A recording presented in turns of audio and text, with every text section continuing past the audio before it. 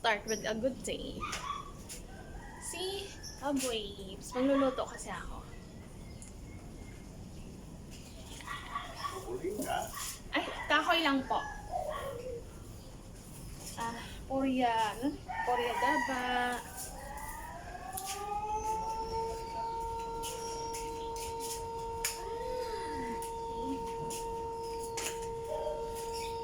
Ganito lang, na. Kahit marami akong problema, dapat enjoy lang. Huwag pansinin yung mga nakapaligid na nagbibigay ng mga negatives. Kasi pag pinapansin mo yung mga nakapaligid sa'yo, ng mga negatives na yan, naapektuhan ka. Hindi sila, ay! Joke lang. Hindi sila nakakatulong. Bakit ko ho sinabi yun? Pag yung inisip niyo yung mga negative sides, magkakasakit ho kayo. Kaya, always positive and appreciate all. Kahit yung mga discrimination na yan, gawin mo na lang positive. Anong klaseng positive? Kahit naiinis ka, nagagalit ka sa mga taong yun, gawin mo na lang na weapon na lang din na magiging strong ka. Kasi not all the time yung ugali nila, maiisip nila na meron silang pagkakamali at mahihiya sila sa sarili nila. Yan yung tinatawag na learning from mistake. Diba?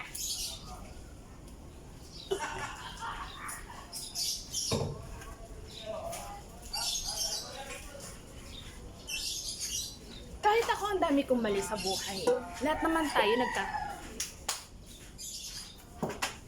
Pero depende sa atin kung may natutunan tayo. Meaning pag may natutunan tayo, na-apply natin sa sarili natin. Diba? Pag wala talaga. Paurong tayo.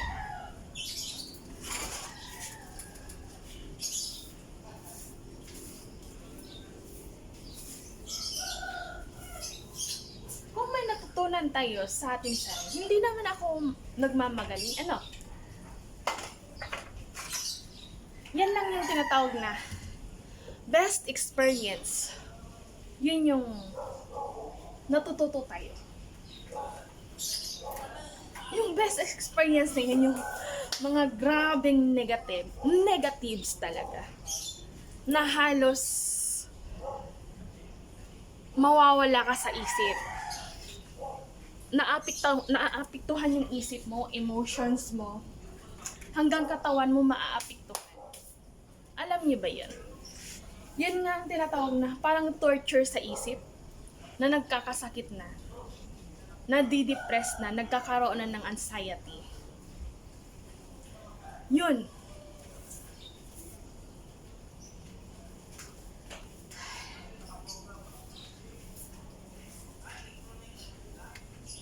Itong mga video ko to, isi-share ko to sa mga future na at least may natutunan sila sa akin. Diba?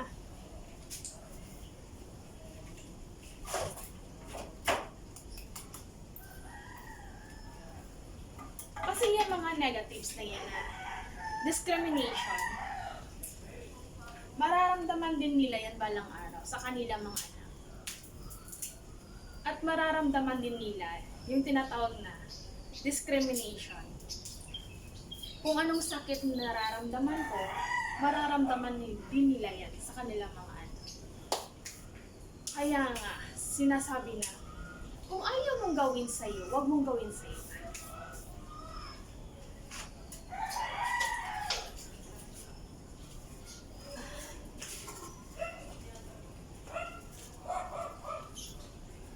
Ika nga, don't judge by the cover of the book. Etches lang, pero totoo ito.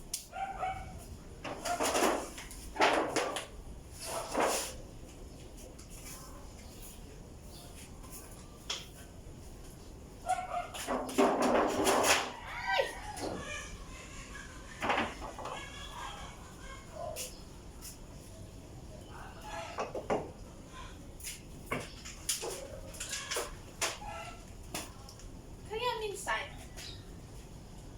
hindi natin nababasihan sa pinag-aralan natin sa school. Alam niyo ba kung anong natutunan natin sa school? Values. Ano pa? Paano magbasa? Paano natin i-ready yung sarili natin pagkatapos ng college natin, pagkatapos ng kinder, hanggang lume-level up tayo, hanggang makapagtabos tayo ng college. Paano natin labanan yung bawat struggles natin kasi nakapagtapos na tayo at wala nang totaling gabay ng ating magulang. Kasi from kinder hanggang senior high, high school, senior high, college, andyan pa yung mga gabay bilang isang magulang. Ngayon pag nagtatapos na ng college, andyan na yung totoong laban kung paano natin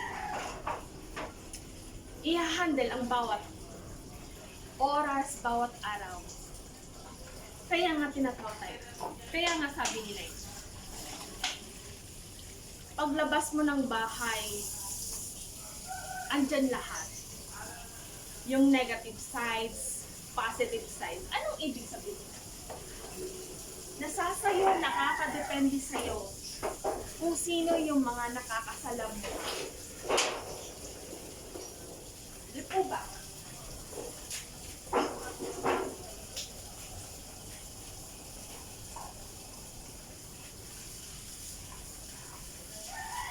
Kaya minsan,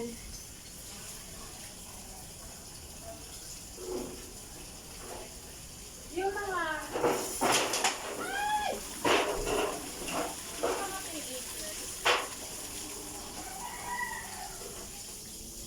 kailangan ng gabay ng sariling pamilya. Paglabas natin, kailangan din ng gabay. Kung sino yung mga kaibigan natin.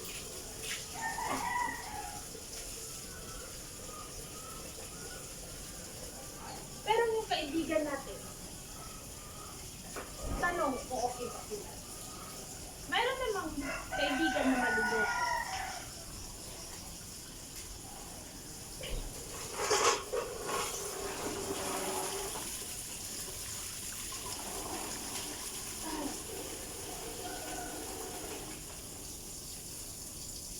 Pero nasa sa inyo yun.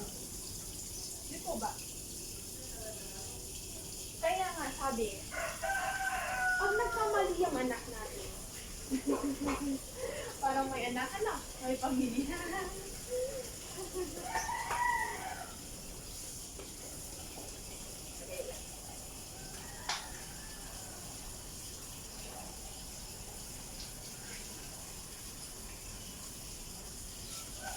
Sana nga yun. Kalimutan ko.